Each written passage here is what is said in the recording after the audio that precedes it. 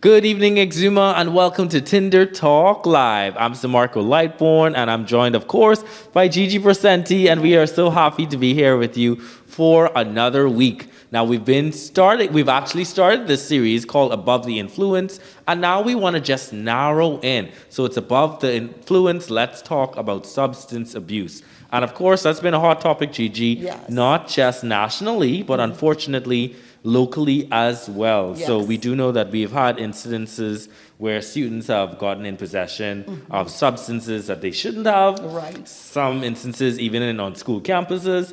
So we thought this was a great opportunity and a great time to dive into this conversation. It's definitely a different generation than when we grew up, Gigi. Not that we weren't exposed, but it just seems like the access is so more prevalent, especially in the digital era as well.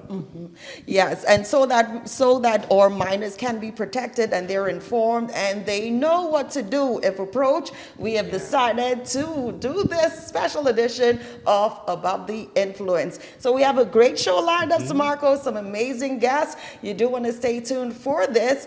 This is Tinder Talk Live. Stay tuned. There's more right after this. Anything you need, we got you covered. Say the word and we'll come through. So if you need coverage for life, choose BAF, they'll get it right. Just go out and do it. It's your life, so just live it. So anything you want, you can get it. It's time to get it right. So we roll with BAF for life. BAF for life. And so we going with BAF for life. BAF for life. And so we choosing BAF for life. BAF for life. And so we rolling with BAF for life. BAF for life. For life. If you want coverage for life, choose BAF, they'll get it right. Yes, that's the best choice. BAF, that's BAF for life. Picture this: internet for your bakery to receive orders online while customers share your goodness on the spot. Unlimited mobile calls to talk to all the business you need and data to do business anywhere. BTC Business understands the big picture and has a small business solution with big value for you. Go digital with fast internet, unlimited local calls, data, smartphone discounts, and more for as low as $99 a month. Visit btcbahamas.com to sign up now.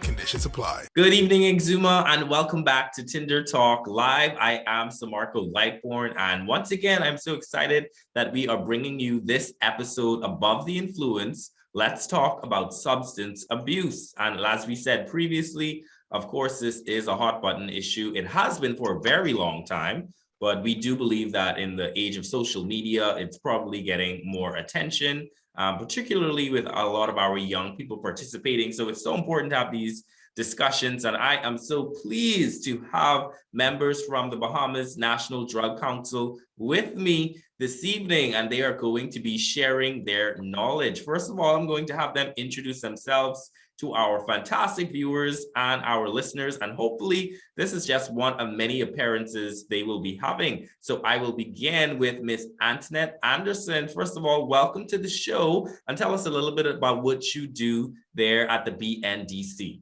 Well, good evening, everybody. Good evening, Exuma. My name is Nan. I'm an officer here at the Bahamas National Drug Council, responsible for prevention and intervention services throughout the community, schools included. Excellent. Thank you so much for agreeing to be with us. And I will move on to Mr. Mandel Miller, sir, if you can tell us a little bit about what you do at the BNDC and what is your function. Good afternoon, everyone. It's indeed a privilege, a pleasure, and an honor to be with you.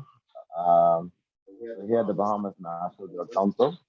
My task is outreach. I'm the outreach officer, and so the responsibility of ensuring that our council remains connected with the issues in the community, and that the community understands the referral pathways and has a firm relationship with the council in terms of providing remediation for drug-related issues.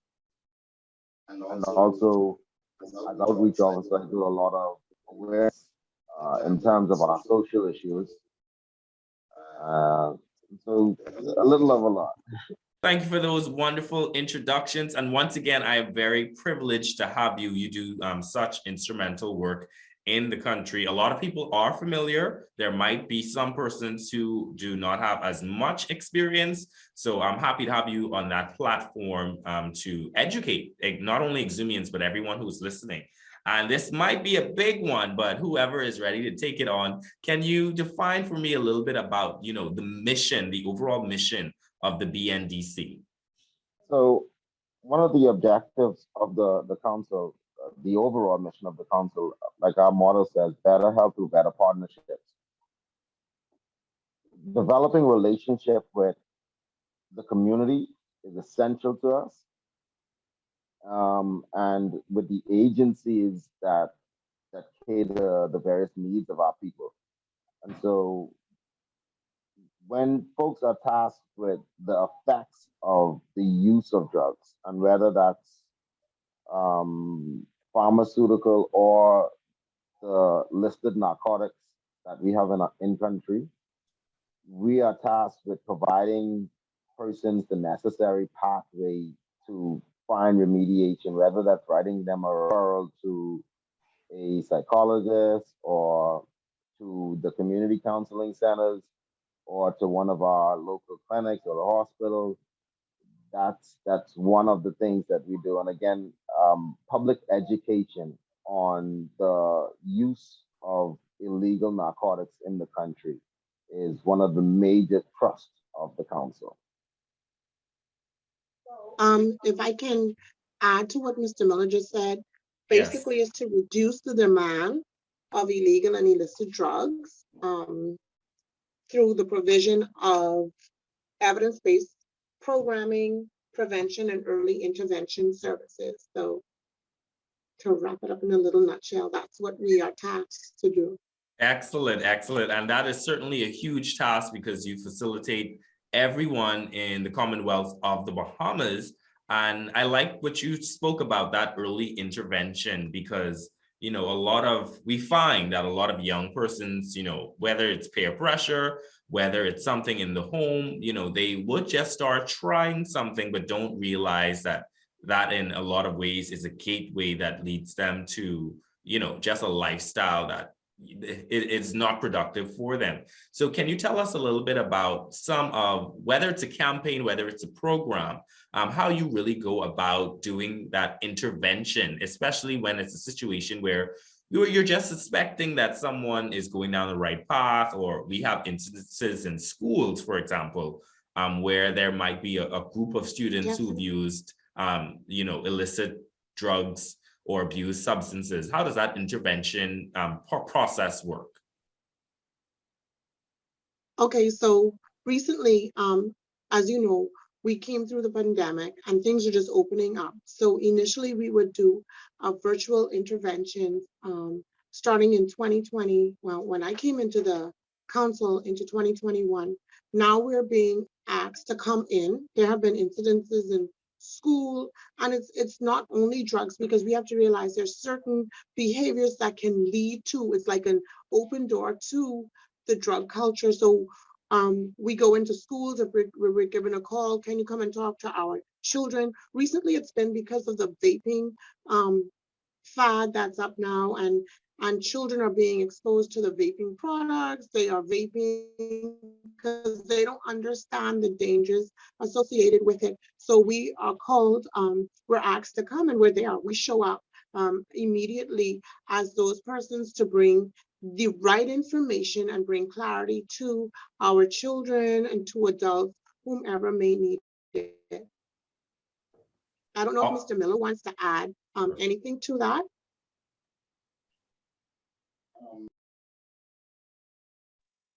Like Ms. Anderson just said,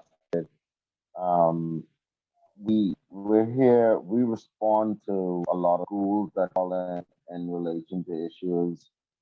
And one of the key things that I try to focus on here at the council is the related behaviors that are associated with drug use, violence, crime in particular. And so for us, it's trying to find ways that we can provide the necessary information for prevention, invention, and radiation. And so that's kind that can go any for us in a on a daily basis. And we're like first responders to issues that are, like I said, related to behaviors associated with drug use.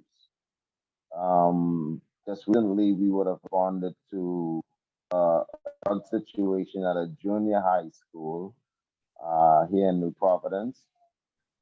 We would have just recently came from Exuma. We had an amazing time there in your community, Yes. where we had the privilege and the opportunity to speak with the teachers and do a lot of training in terms of empowering them with the information on something that we were made to understand is trending in the local community, which is the use of vaping apparatuses among school age children. And Wow. so, due to the fact that the schools in Exuma on virtual and we do not get face to face with the kids, we thought it necessary to have meetings with the community stakeholders, be that the administrators, the police, the clinic, the chief counsel, and social service, the education officials, to just educate them on really and truly what's going on with our school kids post pandemic. We had the opportunity to put some chips and empowering them with the information directly related to vaping, since that seemed to have been the very keen and focal issue that the youth in Exuma face. And so providing the teachers who we know have the relationship with the youth population in Exuma with that information, we believe that by doing that, we're able to establish some safety net and develop almost like uh, ambassadors that can now channel this information directly to who needs it, which is our youth. And so we believe and are hoping that throughout this summer break, that their teachers in per se will be able to sort of be like guardians for them during this time away from school and say, hey, what are you guys doing? What are y'all up to? Haven't been armed with some of the information that we shared with them. I believe that Oklahoma is going to be better today and tomorrow and for years to come. And we intend to return and build upon what we would have done just recently, a few days ago there. And so we look forward to seeing more greatness from Exuma. We coined Exuma as a winning community because one of the things that was seen in our public health meeting was that uh, social behavior in terms of fighting in school from years down in the last 10 years has decreased there. And we were able to find out that that's directly related to the leadership of the schools and being intentional these children's behavior. And so we now realize that if we're about dealing with any issue that they are dealing with, we can find success. Excellent, excellent. And we appreciate you coming here on the ground and arming our leaders with the knowledge to make sure that all the kids who are studying in Exuma just have bright and productive futures. And, you know, you mentioned something very specific that you saw trending, which is vapes. And on that note, I also wondered nationally, are there any sorts of behaviors as well as other substances that we're seeing perhaps is being used more by youth, let's say the last 2 to 3 years? Is there something or is there a collection of things that are more popular that parents should be on the lookout for? Because I've even seen some of these vapes, they come in such designs you might think it's just a pen or something. But in addition to that, Exactly. is there anything else that parents need to be, you know, just screening and looking Sure. for? Exactly. So we've realized that the young people have been um, using the vape pens. This is like the trend, and ironically, it goes straight down to primary school as far Oh down as grade wow. one. Oh They wow. know what the vape pen is. They know how to use it. They know what the flavors are. They are cognizant of all of that. Of course, we've had issues with the edibles, marijuana infused stuff. A few months ago, my director and I were at CDU, and we found out that there is marijuana infused sugar. So now we have to be careful with the children making their Kool-Aids or making their drinks, making cups and all of this stuff, because you think they're saving money, but they're actually have opened themselves up to substances that can be dangerous to them.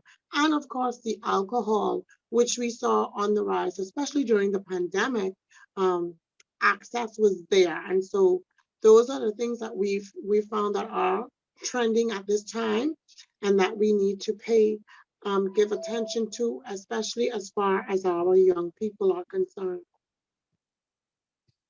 Thank you very much for that, Ms. Anderson. And that was an excellent point you made about the accessibility, especially during COVID. As we know, of course, a lot of parents couldn't really afford to just stay home. They had to work. Children were doing virtual on their own in a lot of instances. So with things in the household like alcohol, that connection is definitely clear. I also go ahead, Anderson. No, we just want to add, and we have to recognize that it's not only the access to these particular things, it's also the access to the internet. And so that is a gateway. And I know Mr. Miller is going to jump on this. That is another gateway into our children being exposed to drugs. So there's a lot of things that we have to be so very careful about as it relates to our young people. Mr. Miller, I think he's there.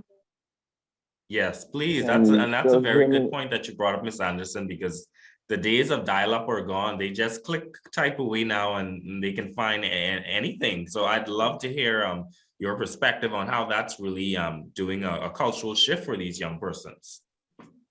Okay, yeah. So one of the challenges that we discovered with the internet use post-pandemic is that nationally, prior to the pandemic, we would not have had like regular PSAs, public service announcements about responsible internet use, particularly in our youth population.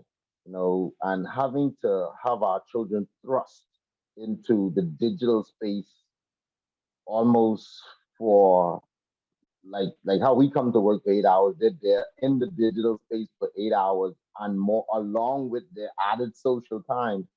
It's almost like our kids were in a digital reality unbeknown to us.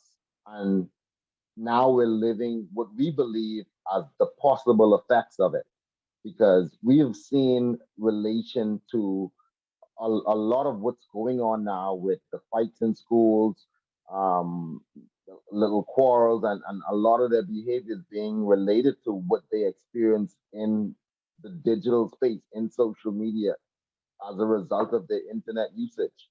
We have seen, for example, sexual promiscuity increase, in my opinion, an observation, particularly in our primary age students, kids the age 12 and under. And when you converse with these students, or sit down and provide interventions to them, they can tell you how at the age of 12, they're able to change IP addresses in order not to appear as if they are online or a child, and are accessing the kind of pornographic material that they are.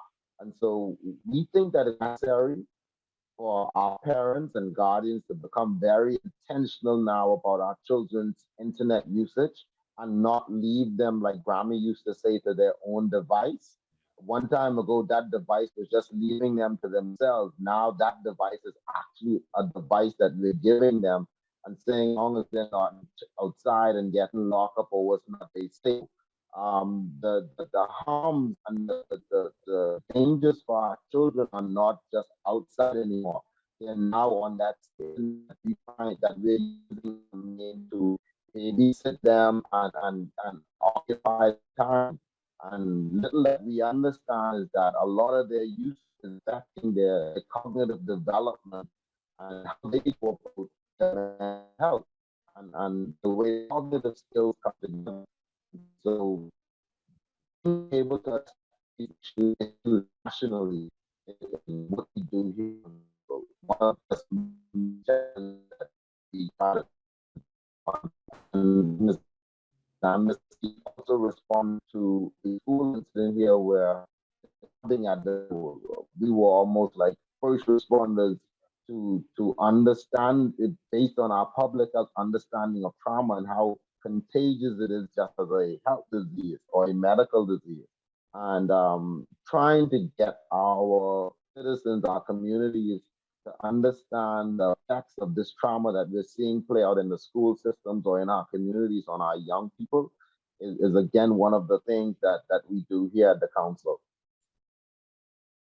Excellent, excellent insights. I love that. And I want to also ask you, what are some of the real tangible programs that we are seeing in schools? Or maybe it's not even set up in a school, but it is facilitated by the BNDC that is really geared towards young people and trying to curb this behavior, also educating them so they can be more productive and really say no to the things that are really going to be detrimental to them. Okay, so here at the BNDC, we have a program called I Totally Matter. That's one of our flagship programs for late sixth graders through junior high. Okay. And then we have our Next Smarts that we've been using for our fourth, fifth, and sixth graders again with using internet safety, doing the right things on the internet, minding who it is you add and what it is that you do on the internet. And now, of course, our vaping program, because of its prevalence, up in smoke, and our main goal, our main objective is to let our young people know that they are too good for drugs, and I think when they have the revelation of who they are as young people, what it is that they can accomplish, what it is that God has called them to do, then they know that drugs does not have to be a part of their lifestyle. So that's our main programs that we are presenting to them at this time. Excellent. They are all very impressive. And what I love most about the programs are the names. They are such positive affirmations. So I appreciate everything that you do at the BNDC. And I was just really impressed. I was talking to your director, and I got to give a shout out to Dr. Novia Carter for assisting us in setting this up. And I love your motto, transforming lives, empowering families, rebuilding villages. And, that's sort of the Bahamas we're used to, or the Bahamas when everyone said the good old days. That's your motto captures that. And I am so happy that you are so determined. You are going full speed ahead with all these programs. And you're also very proactive. You're catching everything, because vaping to me was like something that just came in my head, 2 years ago. And I was like, okay, maybe it's not that big of a deal. And here you already have a vaping program. So I am truly inspired by the work that you do here at the BNDC. And before I let you go, if you have any final words, whether that is about what the BNDC does or encouragement to parents, I'll allow you both to have your final thought on that. Sure. So I'll go first, and then I'll let Mr. Miller, our exciting, enthusiastic cheerleader of the Yes. BNDC, to close us out. So we here at the BNDC, we offer our services both to corporate Bahamas, government, and schools. We can be found on Facebook at 242 Bahamas National Drug Council. Click on at our page, post up, and let us know that you're there, you're looking, you're watching. And of course, we post regularly what it is that we're doing and steps that we're making to make positive strides in our community. We can also be reached at 242-397-8550. That's 242-397-8550. Here at the council, we are located number 11 Village Road in Nassau. So we look forward to seeing, hearing. Call us if you need us, and we will work together with you to come and assist in any way possible. Thank you. Good afternoon again. And For me, I just want to remind persons of the importance of being intentional about the use of the products that are out there. And I believe that revelation comes from information and being able to inform the Exuma community about the ingredients of these vaping products, such as embalming fluids and acetones and pesticides and all the harms that are in these products, I believe will bring a great deal of revelation to the persons that use these substances and help persons to deter use from them. And so we thank you for this opportunity and platform, Blaze. And we hope that you continue to blaze this message and be partners with us. Thank you. Excellent. Thank you both for being dynamic panelists, and thank you for all of the solid information, words of advice, and we just hope that it hits our viewers and our listeners. And of course, for all those persons who are tuning in, whether it's on the radio or on our Facebook page, and you enjoyed this conversation, remember it's going to remain on our Facebook page. So use this as an opportunity to sit with your children. If you're an older sibling and you have a younger sibling, use this as a gateway to kind of have this conversation about this is what the BNDC is doing. These are some of the things that they are noting in their community. In the schools, are you involved in this? Do you have friends involved in this? So parents use this as a springboard to have these deeper conversations. But again, I want to give a special thank you to the Bahamas National Drug Council, and I was joined by Miss Antoinette Anderson and Mr. Mandel Miller. Thank you very much for joining us on Tinder Talk Live. You're friends of the show now, so hopefully I will have you again for an interview very soon. Thanks so much. Thank you as well. Excellent. And Exuma, don't go anywhere. We're going to be back with more Tinder Talk Live after this quick commercial break. Picture this: internet for your bakery to receive orders online while customers share your goodness on the spot. Unlimited mobile calls to talk to all the business you need and data to do business anywhere. BTC Business understands the big picture and has a small business solution with big value for you. Go digital with fast internet, unlimited local calls, data, smartphone discounts, and more for as low as $99 a month. Visit btcbahamas.com to sign up now. Conditions apply. The new Cash and Go mobile wallet. The mobile wallet will allow you to load funds from any branded debit or credit card free of charge. Send funds locally to others with the wallet using just their mobile number. Pay utility bills and more. It helps you keep track of your daily transactions. Download the mobile app from the Play Store, while Apple users can contact info@paylanesnow.com. Cash and Go's new mobile wallet. Easy, simple, safe, and secure. Welcome back, and yes, you're tuned into Tinder Talk Live, and today we are on this series, Living Above the Influence. This is for our minors, and today we're talking about substance abuse. And with me, I have a very familiar face. He is becoming a staple. We have Sergeant 1414 Burrows. How are you today, sir? I am pretty good, Gigi. How are you?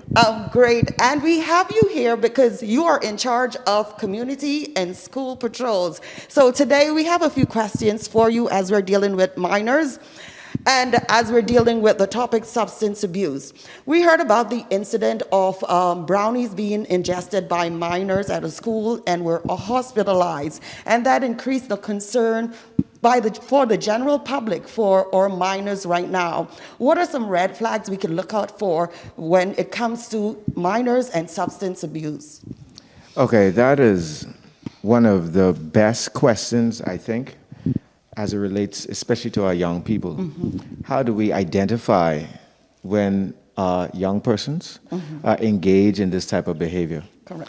Connected with illicit drugs, substances, and abusing the same. Mm-hmm. So some of the telltale signs is the way they act when they come at home, some kind of erratic behaviors at times. You pretty much also look for the eyes, the glitching and so forth. Sometimes it's about the dilation. You look at the reddening of the eyes and so forth. If you notice, pretty much substance abuse it has a lot of the similar effects as a lack of sleep. And And so that's one of the ways. If you know your child is getting adequate rest, but they appear to be restless, Or dreary. that it can have either the effect where it's making those type of physical signs obvious, or you also have the slowing down, because drugs are known as depressants as well as their stimulants. Right. So if a child is now stimulated more than what is normal, you have a clue. Hey, something is contributing to that. If the child is depressed more than that as is normal, that is also a telltale signs. Those eyes, rapid eye movements, you're looking at the dilation of the Pupil. exactly. You also looking at even consistency in the skin and so forth. One of the things that I found when I started as a police officer is that my encounter with so many drug offenders, I started to detect certain common signs. Okay. So even it's a particular odor that they start to develop. It's the blackening around the lips and so forth. It is the yellowing of the eyes. It is sometimes the texture of the skin. It starts to become more of a slimy texture. And this is not the case for everyone, Yes. but it is a telltale sign for so many of them. Especially, it helps with identifying maybe the length of time to which they've been doing it. This is not a medical diagnosis, but this is my personal experience as a police officer, what I was able to learn in the process. And so those are some of the things. If you see the child is irritable and so forth, it may not necessarily be what is going on in the background that they're responding to. It could be the substances, but you also have other things that contribute to these children engaging in substances. And so those are some of the signs that you would want to look for. And as you mentioned that there are things that contribute, whether it's personal or the environment that you're in. As parents, we have a vital role to play. As a parent myself, it's really concerning for me. What is the importance for parents themselves to have this hard conversation? Because you don't just want to accuse your child. How can you have this conversation, and how important is it to have this conversation? It is absolutely critical for parents to have this conversation. More important than the conversation is the relationship between the parent and the child. If you are having a conversation with your child and you are estranged to that child, it will have no benefit. As a matter of fact, you will turn that child off most likely. Because children, they have a tendency to pretty much take in from persons they respect and trust more than anyone else they deem to be a stranger. Right. A stranger speak to a child, and the child, in many cases, would hear it, but not have a greater appreciation for it as someone who they love, trust, respect, and know loves them back. It's important for parents not just to have that relationship with the child, but then, like you say, to engage in these conversations. I am a parent as well. I take my role very seriously. Right. I think I value all the children that is connected to me because I believe I also have a duty to all of them. Right. Outside of being a police officer, it is imperative that we all as adults take personal responsibility for the children around us, in particular in our care. Right. Those are the persons that we have to speak to about substance abuse as well. Those are the persons who have a duty to speak about substance abuse at the level with children, encouraging them, letting them know what are the do's and don'ts. Right. If we start the conversation early on, we will find that it's easier to prepare a child or condition a child to be able to stray or stay away from substance abuse, or to be able to find the appropriate means of sharing or the right adult that they could go to confide in if they find themselves in a situation where peer pressure led to them doing something that they should not have, or out of just sheer curiosity they've explored, but there needs to be an alternative to how do we win our children back without ostracizing them, victimizing them, but also that with a heart of love and care, genuine care for that child, how can we win them back and prevent the worst that can happen from happening? Dangerous drugs and these dangerous substances, they impair our brain functions or our ability to think, meaning you would be able to do or make rational decisions on a regular basis under normal circumstances. However, once under the influence of one of these mind-altering drugs, what happens is what you usually would not accept, you find yourself accepting. There's such things as date rape drugs. Why? Because it causes you to not be able to stay in control of your own mental faculties that allows someone to be able to take advantage of you with your consent. That's why it's called a mind-altering drug, date rape drugs, because it causes you to accept things you would not ordinarily accept. Normally accept. Yeah. So parents have to have that conversation. They have to let them know what type of drugs out there can affect them. Let them know how do we recover if you find yourself engaged in the use of any kind of drug. And the thing is, we also have to be responsible as parents, because we could sometimes, every time something happens, we run straight to the pharmacy, grab something, and we give it to them. We run to the over-the-counter shelf. We find something, we put our little concoctions together, and we tell the child, oh, take this, take that, take that. And so we are also encouraging children to seek out remedies that is not necessary. That didn't come from the doctor. You understand? Right. And so in order to help prevent that, it is important that we set that example. If the child is sick, take the child to a physician, a trained physician who has a license and the insurance to support whatever decision they've made. Right. And so at the end of the day, you would have the option of being responsible, and if something happens, there's a follow-up that you can have. Those doctors have a duty, and so we want to give them the opportunity to be diligent in taking care of our people. So let's not be the physician, because if you look at the Dangerous Drugs Act, it's mostly concerned with persons not being authorized to issue dangerous drugs or controlled substances to people issuing them. Persons partaking in unauthorized or unauthorized controlled substances or dangerous drugs without the correct authorizations, without the proper authority. And so all of those things, they work hand in hand.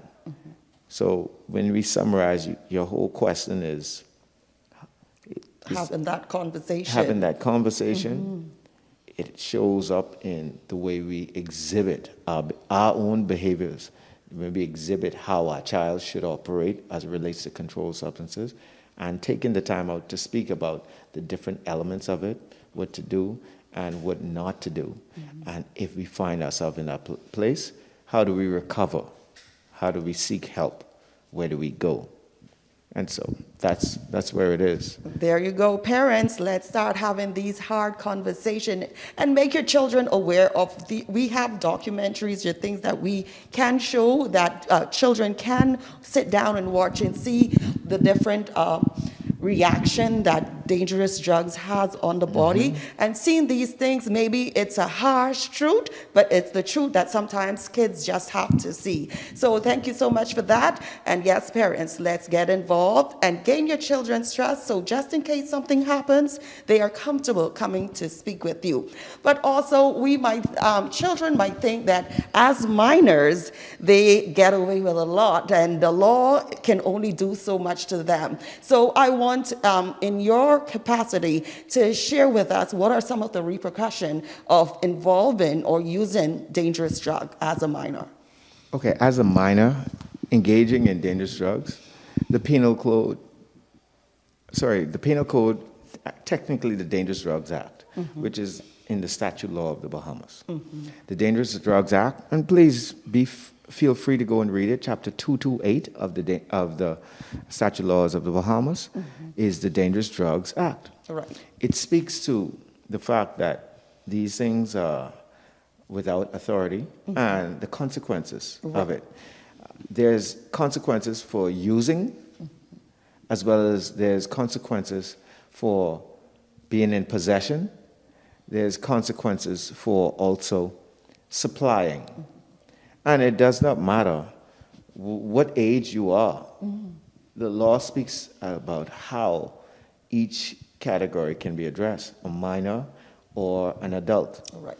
And as a minor, you still have to answer to the law. Right. The only thing is you will be showing up to court, juvenile court, along with your parents.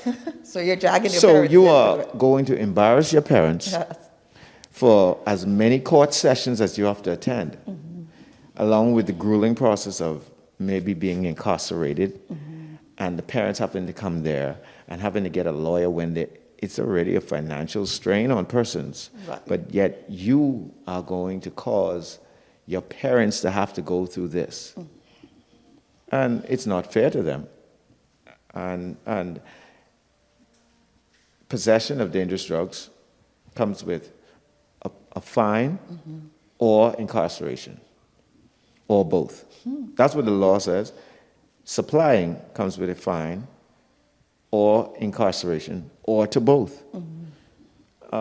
Being in possession, cultivating it, which is creating it without proper authority, has the same similar consequences, which is a fine, incarceration, or both a fine and incarceration. Correct.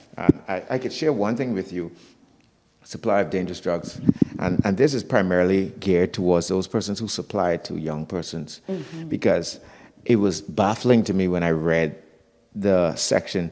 It's the Dangerous Drugs Act, Chapter 228, Section 22, subsection 4. And it says, where a person other than a child or young person is convicted or having committed an offense under this subsection 1, with the intent to supply a dangerous with the intent to supply a dangerous drug to a child or young person, the person so convicted shall be liable on conviction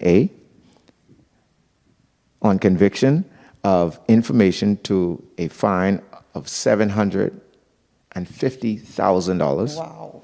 or to imprisonment for 40 years, or to both.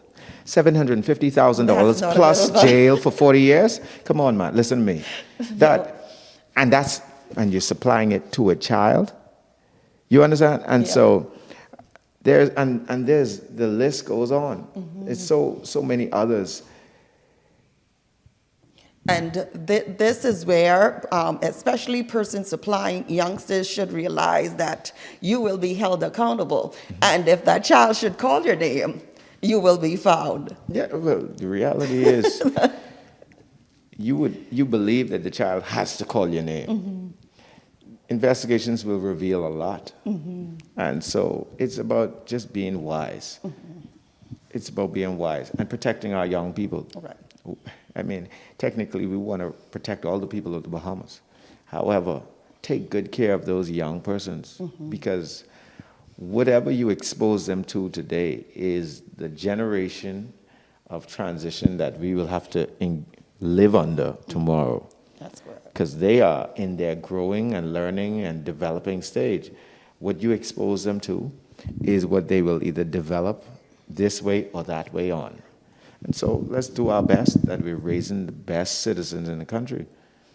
And as we close, Sergeant Burrows, I'd just like to allow you to share some advice for young people who might be around persons who are trying to convince them, or they might have tried it and are building up an urge for it. What is the advice?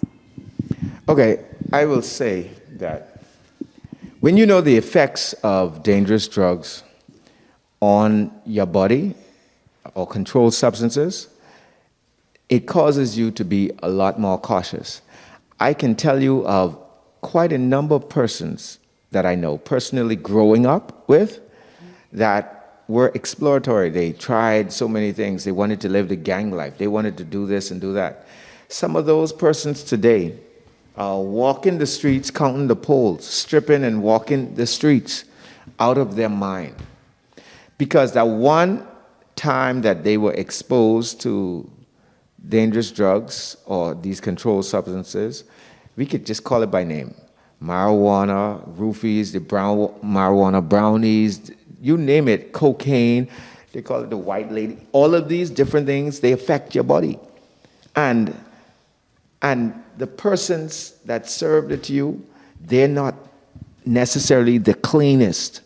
They're not doing this under laboratory conditions, which is controlled conditions authorized for the creation of certain products.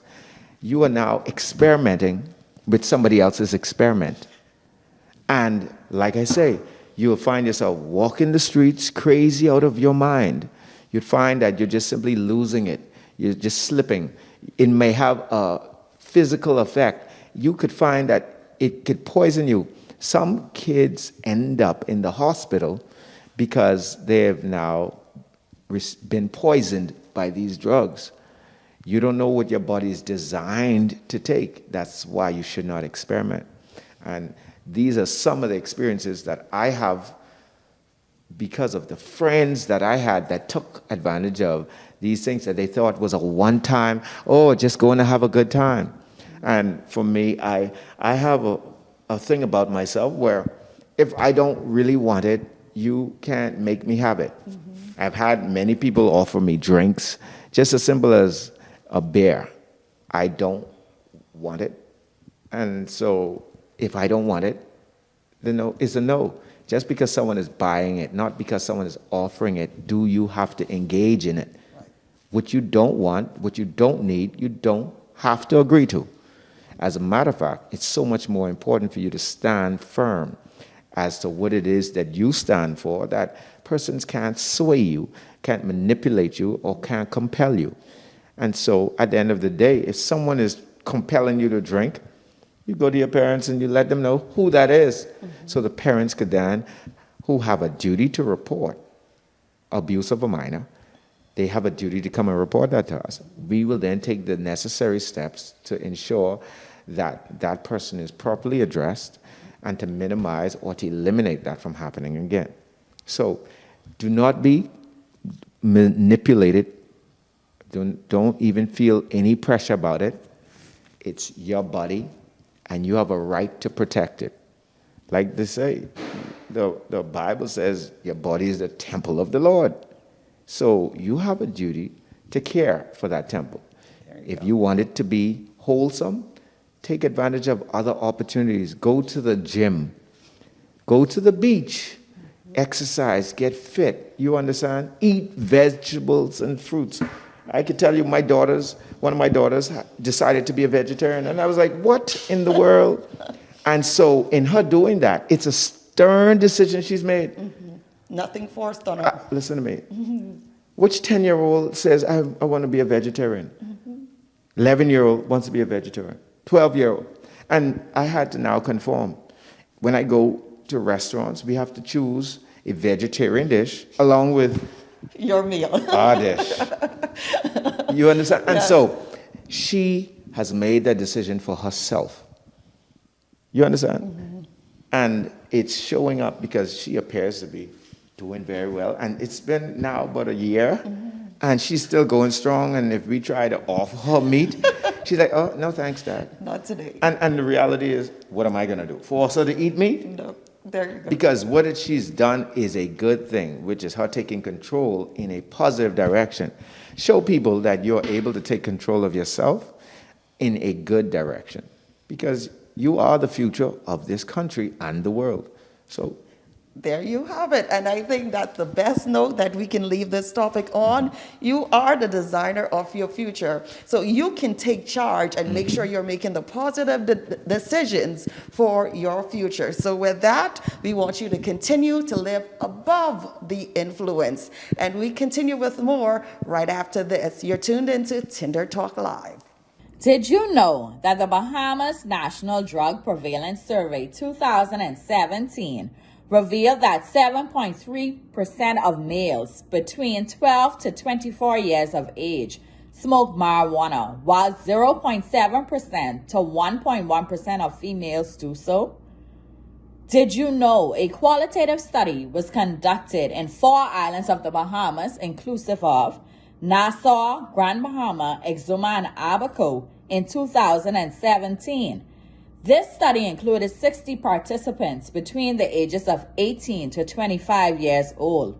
This study showed that 62% of the participants started smoking marijuana at the age of 10 to 14 years of age, while 38% of them began smoking between the ages of 15 to 19 years old.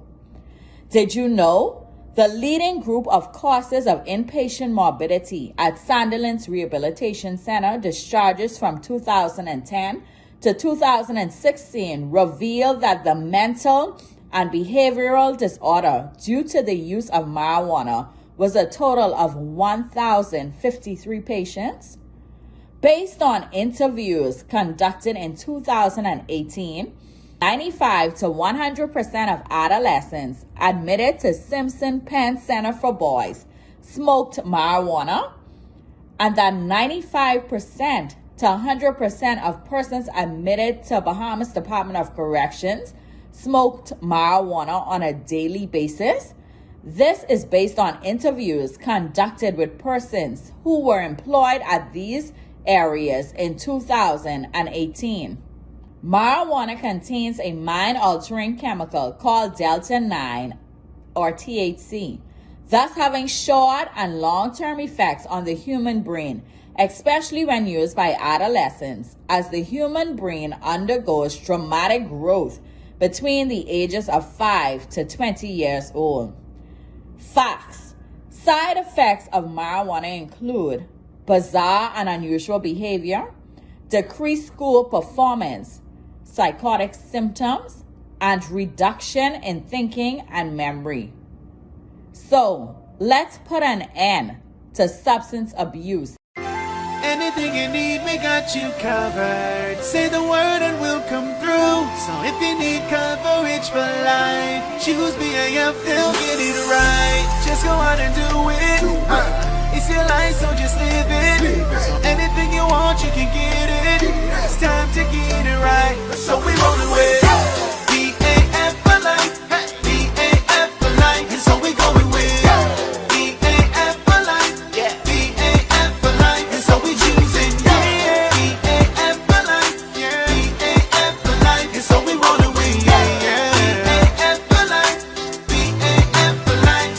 For life. If you want coverage for life, choose BAF, they'll get it right. Yes, that's the best choice. BAF, that's BAF for life. And welcome back. So Marco, it's been an amazing show and I got so much wonderful information, and I hope all the kids and minors that were tuned in, they got something great from this and got the little hint to live above the influence. And so Marco, how was it for you? It was amazing. Definitely learned something from all of our guests. I love that it was informative, and they also just kept it real. A lot of times, especially when our minors are concerned, we tend to like to shield them, but that's not really a shield. That's sheltering them, and it's not preparing them for the real world. So as some of our panelists would have shared with us, we see the deep ramifications of substance abuse, from it even going into addiction, from just debilitating you in terms of making the right decisions. And you might think this is something that you can just do and drop, but as we've heard from our panelists, a lot of this really becomes a lifestyle. And Gigi, that's why I'm so happy we decided to have the show. Like I said, it was timely. We know that it's something that's prevalent. So we hope our listeners and viewers truly enjoyed this Tinder Talk Live. And don't forget, it's going to be available on our Facebook page in case you missed it live on the radio. So please go back. Watch it with your children. Watch it if you're an older sibling and you have a younger sibling. Watch it as a group and have those conversations right after. Maybe that could be the softening up to get the Think conversation so. started. Oh, I watched Tinder. Let's talk about this. I love it. That's the hint. So let's be the controllers of our future minors. We are dependent on you to live above the influence and know what direction, the positive direction, you want to take your life. So until next time, this has been another Tinder Talk Live.